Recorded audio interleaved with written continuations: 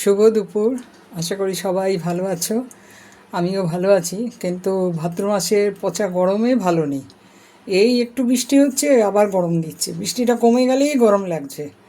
তো এই অবস্থার মধ্যে ভাদ্রের প্রথম দিনে আমি গোপাল সোনার জন্যে ভোগ যে রান্না করেছি, দেখো কি রান্না করেছি। আজকের ভোগ প্রসাদ এই রান্না করছি, দেখো। চল, তো আজকে গোপাল দর্শন করো।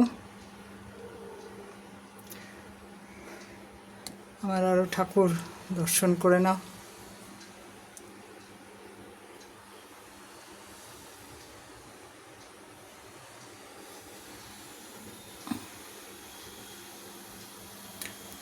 আর আজকে দিয়েছি সাদা ভাত, এটা শুক্তো করেছি।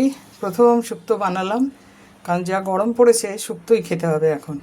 আর এটা আলু কপির তরকারি করেছি। তাই হচ্ছে আজকের প্রসাদ। ঠিক আছে, চলো প্রসাদ দর্শন করো, গোপাল দর্শন করো।